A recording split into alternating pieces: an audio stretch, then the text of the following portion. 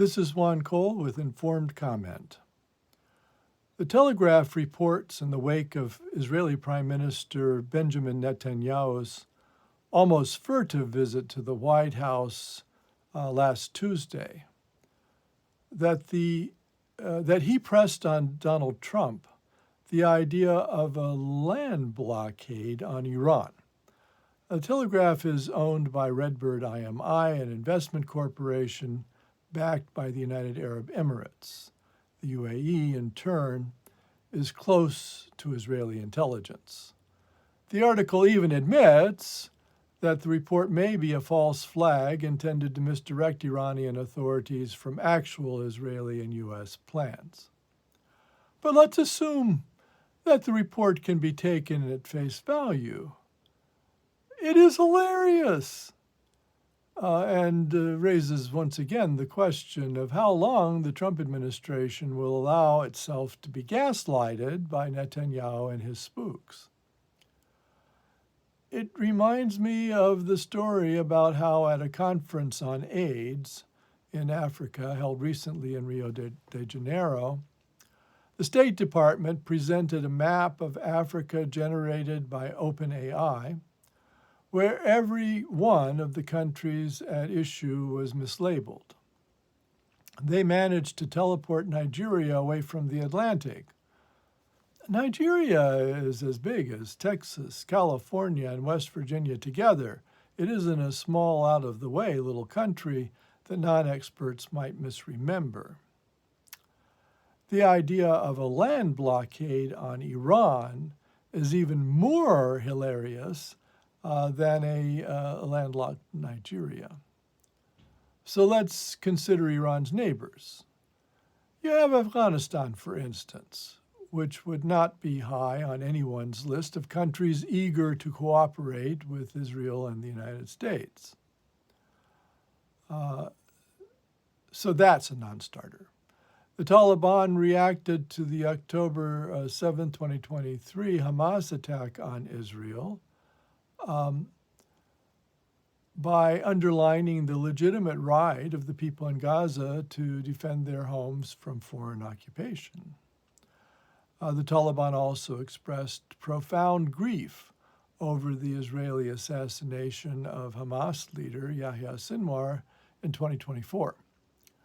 Quite apart from ideology, the Taliban are a ruthless kleptocracy engaged in widespread smuggling of blood gemstones, timber, drugs, and the $7 billion in U.S. arms they captured when they took over the country in 2021. So yes, this is an airtight operation for putting the screws to Iran. On the other side, you have Iraq, which is majority Shiite and depends on Iran for trade and pilgrimage. Millions of Iranians come for pilgrimage to Shiite holy sites in Iraq annually. The two countries share a similar religion. The two countries also do billions of dollars worth of trade every year, on which Iraq is heavily dependent, especially nowadays with its oil exports being blocked. But it also helped smuggle out Iranian petroleum by blending it with its own. Drugs, arms, and other commodities are also big smuggling items between the two. That Shiite Iraq would in any way, practical way, ally with Israel against Iran is some sort of Netanyahu fever dream. In fact, 90% of Iraqis hold that the Palestinian issue is an Arab cause. That is, they're invested in it. Despite being in NATO, Turkey has an independent foreign policy that seeks correct relations and billions in trade with Iran, and Turkish firms have repeatedly been targeted by the U.S. Treasury Department for busting U.S. sanctions on Iran. You have Armenia. It's one of Iran's closest allies and needs Tehran's support in its long-term struggle with Azerbaijan. Pakistan has good relations with Tehran, and its recent diplomatic star turn as having sees itself as having given it a leg up over its rival India in world affairs. It's not going to cut off Iran officially.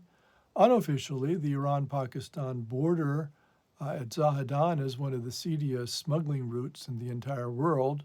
So is there a point in going on? Turkmenistan? Surely you jest.